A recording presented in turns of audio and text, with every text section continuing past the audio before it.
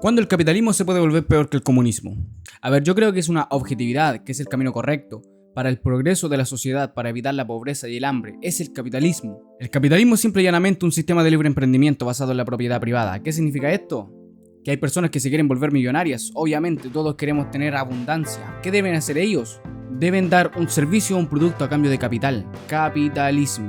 De estos emprendimientos salieron la mayoría de las invenciones que vemos hoy en día. Por ejemplo, los automóviles, los teléfonos, los computadores, las motos, los trenes, las televisiones, las radios. O por ejemplo, la electricidad misma, la de la casa, las mismas casas o sus materiales. Cosas tan banales como el lavaplatos, lo que se te ocurra, amigo, los atunes, la bebida, la gaseosa, qué sé yo, amigo. Piensa en todo lo que compras que viene de un privado.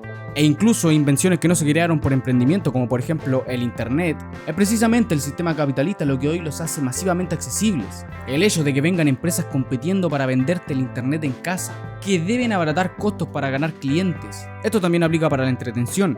Sin el sistema capitalista el fútbol no sería tan masivo. O los videojuegos, las películas, el cine, la inteligencia artificial como ChatGPT son invenciones capitalistas. Es por esta razón que países que eliminan el capitalismo implantando un sistema socialista /comunista generan escasez, porque espantan la inversión extranjera, la privada y el libre emprendimiento.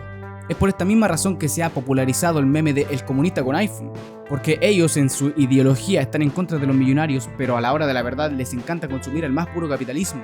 El consumismo es sano para el progreso porque hace circular el movimiento del mercado. Cuando esto no pasa, se crean las crisis más grandes de la historia, como la Gran Depresión de 1929 y 2008 en Estados Unidos, por ejemplo. Bien, si bien esto suena muy bien para el progreso de la sociedad, y yo creo firmemente que lo es, hay un peligro, y es que el mercado debe ser regulado. Yo antes creía que el mercado no necesitaba regulación, que si una empresa abusaba, otra iba a competirle, que si subía precios, alguien ofrecería algo mejor, que la competencia lo corregía todo. Si bien esas afirmaciones son correctas, el tema es que la cancha debe ser igual para todos.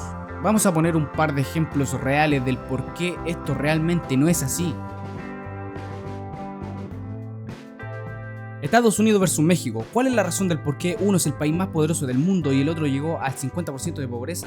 Nogales es una ciudad partida en dos. Nogales, Arizona, Estados Unidos, Nogales, Sonora, México. Las mismas personas, mismos territorios, mismo contexto, solo separados por una malla.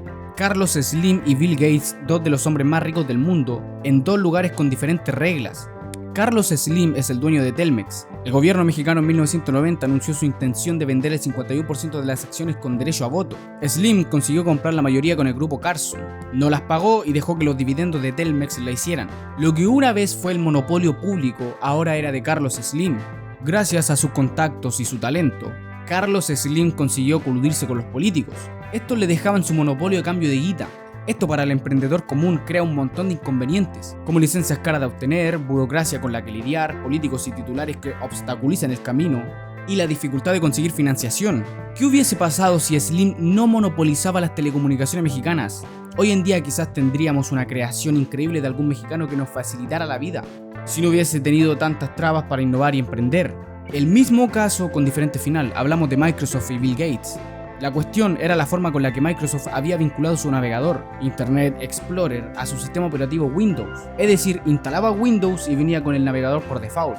El gobierno había estado vigilando a Bill Gates durante bastante tiempo, y ya en 1991 la Comisión Federal de Comercio había iniciado una investigación si la empresa había estado abusando del monopolio con su sistema operativo.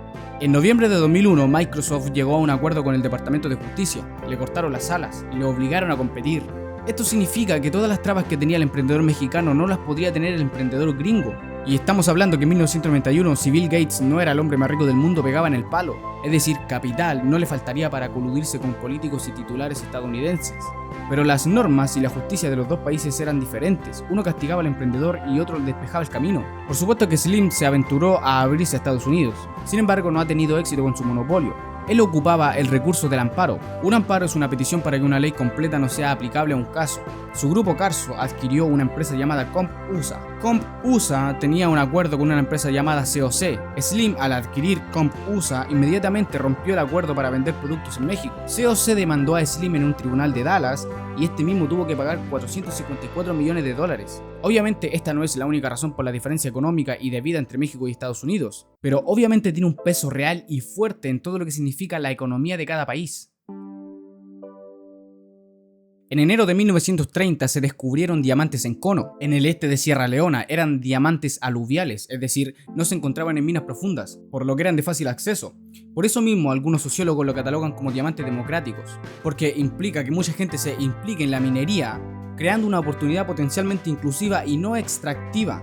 No terminó siendo el caso en Sierra Leona. El gobierno británico, lejos de dar libertad a las personas y que el comercio fluya, estableció un monopolio, lo llamó Sierra Leona Selection Trust, y se lo cedió a los De Beers, compañía de diamantes británica sudafricana. También le dieron el derecho de crear un ejército privado que llegó a ser más grande que el mismo gobierno de Sierra Leona, por lo que también tenían la fuerza, es decir, balazo para el que estuviera en contra. Cuando el país se independizó de Gran Bretaña, la situación no hizo más que empeorar, puesto que el dictador Siaka Stevens nacionalizó la empresa quedándose con el 51% de las acciones. Esa fue la fase inicial de Stevens para hacerse con el control de las minas de diamantes del país. Y esto pasa siempre, nunca confiar en los políticos, ellos siempre se querrán hacer con el control, no olviden eso. En Australia lo que llamó la atención no fueron los diamantes, sino el oro. En 1851 en Nueva Gales del Sur y el recién creado estado de Victoria, al igual que en Sierra Leona con el diamante, el oro era aluvial, por lo que había que decidir cómo explotarlo. Personas como James MacArthur propusieron que se pusieran mallas alrededor de las mineras y que se subastaran los derechos de monopolio. Querían una versión australiana de la Sierra Leona Selection Trust. Sin embargo, muchas personas de Australia querían libre acceso a las minas de oro. El modelo inclusivo ganó. Las autoridades australianas permitieron que cualquier persona que pagara una cuota anual pudiera buscar y cavar oro. Pronto estas personas denominadas los diggers fueron una fuerza política real en Australia. Tuvieron un papel importante para el avance del sufragio universal y voto secreto. De hecho, esta es una de las razones importantes del por qué en Australia hay democracia real y en Sierra Leona hay una dictadura disfrazada. Si se dan cuenta, las políticas económicas extractivas quitan el poder universal y se lo entregan a un grupo élite. Esto pasó siempre, como por ejemplo la Unión Soviética, la Cuba castrista, la Venezuela chavista, la Norcorea de los Kim. Esto explica por qué estos países fueron atrasados comparado con por ejemplo Estados Unidos, Australia, Gran Bretaña, Alemania Occidental, etc. Porque las instituciones económicas inclusivas son para todos, no para una élite. De esta misma forma se crea el sufragio universal, es decir, una economía universal significa democracia real. Desde el golpe militar de 1954, donde se eliminó a la monarquía, Egipto fue dirigida como una nación socialista. Naturalmente el socialismo fracasó, ya que la mayoría del comercio era estatal, y se abrieron los mercados y el sector privado se desarrolló. Sin embargo, estaban lejísimos de ser inclusivos, puesto que la mayoría estaban controladas por los integrantes del NDP, Partido Nacional Democrático, chabón. Y los hombres de negocios más importantes fueron asignados en puestos claves del gobierno en áreas estrechamente vinculadas con sus intereses. En muchos sectores de la economía, los hombres de negocio convencieron al gobierno de limitar las entradas a través de su regulación estatal, obviamente para cuidar de sus monopolios. De esta forma se monopolizaron los medios de comunicación, la de hierro y acero, la de automoción, bebidas alcohólicas, cemento, etcétera, etcétera, etcétera. Amgedes de hierro y acero, la familia Zawiri de multimedia y bebidas, Mohamed Noseir de bebidas alcohólicas, entre otras. Recibían protección del gobierno y préstamos bancarios sin tener que presentar garantías. La privatización, en vez de fomentar la competencia, convirtió los monopolios del Estado en monopolios privados. Al igual que con Carlos Slim, los hombres de negocios se coludieron con el Estado para consolidar sus monopolios. Más aún, hoy en día Egipto es una nación pobre, no tan pobre como África subsahariana, pero aproximadamente el 40% del país vive con menos de $2 al día. Esto no debió ser así. Egipto, si no tuviera esos gobernantes y hubiera implantado políticas económicas inclusivas y no extractivas, sería un país mucho más rico. Aquí quiero hacer una distinción. Hay dos tipos de capitalismo. El que vimos recién es el capitalismo de amigos. Esto se habla de monopolios entre empresarios / gobiernos, lo que conduce a poner trabas a la competencia y quedarse con todo. El capitalismo que yo defiendo es el capitalismo liberal, el que elimina monopolios y crea competencia justa para todos. A fines del siglo XIX, John D. Rockefeller construyó uno de los monopolios más poderosos de la historia a través de su empresa, Standard Oil. Rockefeller no solo competía bajando precios, también hacía acuerdos secretos con los ferrocarriles para pagar tarifas más baratas que sus rivales, lo que le permitía transportar petróleo más barato que cualquier otro competidor. Con esa ventaja podía vender sus productos a precios tan bajos que muchas empresas quebraban o se veían obligadas a venderle sus refinerías. Poco a poco, Standard Oil llegó a controlar cerca del 90% del mercado petrolero de Estados Unidos, lo que le permitió influir en precios de petróleo y consolidar un poder económico enorme. En 1906, el gobierno de Estados Unidos inició un juicio contra la empresa, basándose en la Sherman Antitrust Act, una ley creada precisamente para frenar los monopolios. Tras varios años de litigio, En 1911, la Corte Suprema de los Estados Unidos concluyó que Standard Oil había violado la ley de restringir la competencia y ordenó su división, obligatoriamente en 34 empresas.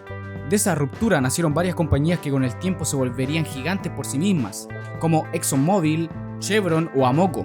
El caso se convirtió en uno de los precedentes más importantes del derecho a antimonopolio y marcó en el momento en el que Estados Unidos mostró que incluso las corporaciones más poderosas podían ser obligadas a fragmentarse para restaurar la competencia. De nuevo, aquí podemos ver el por qué Estados Unidos siempre ha sido un país rico, porque sería fácil aceptar millones y millones de dólares de gente que les sobra, pero son sus instituciones políticas inclusivas las que infunden instituciones económicas inclusivas, para que el mercado siga compitiendo, siga generando y siga sacando a gente de la pobreza. El archipiélago de las Molucas de Indonesia está formada por 3 grupos de islas. Aunque no parezcan relevantes hoy en día, las Molucas a principios del siglo XVII eran cruciales para la economía mundial, puesto que tenían en abundancia especias valiosas como clavo, maciz y nuez moscada. Los habitantes de estas islas producían y exportaban estas especias escasas a cambio de comida a la península de Malasia, India, China y Arabia. El primer contacto que tuvieron los habitantes con los europeos fueron con los portugueses, en el siglo XVI, que también compraban los productos. Los portugueses inmediatamente se propusieron a controlar el mercado de especias. Tomaron Melaka en 1511, que estaba situada al lado oeste de la península de Malasia. Los comerciantes de todo el sudeste asiático llegaban ahí para vender sus productos a los indios, chinos y árabes. Si bien habían ciudades-estado como Aceh, Banten, Melaka, etc., estas eran similares a monarquías. De igual manera, hubo un crecimiento en la zona aún estando los portugueses tratando de monopolizar el mercado. Todo esto empeoró con la llegada de más europeos. Específicamente nos interesa Holanda. La compañía holandesa de las Indias Orientales contaba con su propio ejército. Ya se imaginarán hacia dónde va la historia, ¿no? Capturaron un fuerte clave de los portugueses en 1605 y eliminaron a toda la competencia que había en la zona por la fuerza. Obligaron a todos los gobiernos que no plantaran especias en su propio territorio. Los holandeses, en algunas zonas con centralización, se apoderaban de lo ya establecido y ocupaban las mismas instituciones que eran los antiguos gobiernos. Es decir, ahora en vez de pagar impuestos al Estado, se pagaban a los holandeses. Sin embargo, habían otras zonas que no tenían ese nivel de centralización, sino que eran pueblos comunes y corrientes que vivían de plantar y exportar especias. La solución de los holandeses a esta falta de centralización fue simple y llanamente masacrar a todas y cada una de las personas, probablemente unas 15.000 personas. Todos los líderes fueron ejecutados con sus pueblos, dejando unos pocos como mano de obra para trabajo forzado.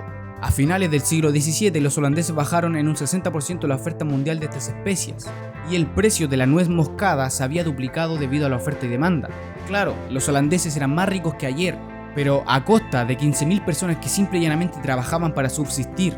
Donde una vez hubo un comercio, movimiento de dinero y bienes, oferta y demanda y una cierta plenitud para las personas trabajadoras, ahora solo habían cadáveres de gente trabajadora e inocente. Y un comercio que destruyó gracias al monopolio y encareció bienes.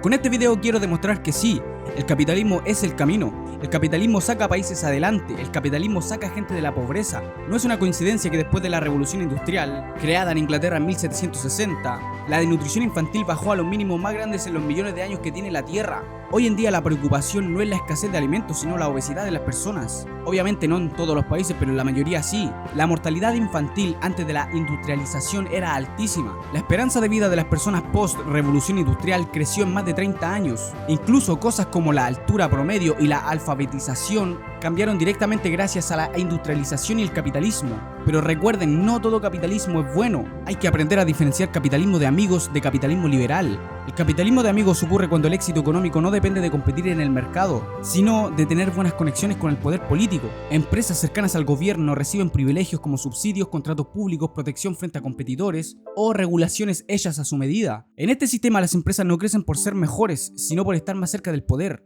Esto suele generar monopolios, corrupción y menor innovación, porque las empresas protegidas ya no necesitan competir realmente. Por su parte, el capitalismo liberal es un sistema económico donde las empresas compiten libremente en el mercado, y el éxito depende principalmente de innovar, producir mejor o más barato que los demás. El Estado existe, pero su función principal es garantizar reglas claras, proteger la propiedad privada, hacer cumplir contratos y evitar monopolios. En este modelo, ninguna empresa debería recibir privilegios especiales del gobierno.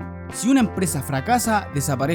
Si tiene éxito es porque logró ofrecer algo mejor que sus competidores. En teoría, este sistema fomenta competencia, innovación y crecimiento económico. porque las empresas deben mejorar constantemente para sobrevivir. El capitalismo es el camino correcto para la historia, y para mí es una objetividad esa afirmación, los datos son claros y concisos. Pero el capitalismo de amigo es extractividad, al igual que el socialismo / comunismo. Por eso, siempre hay que cuidar el capitalismo liberal y estar en contra del capitalismo de amigos.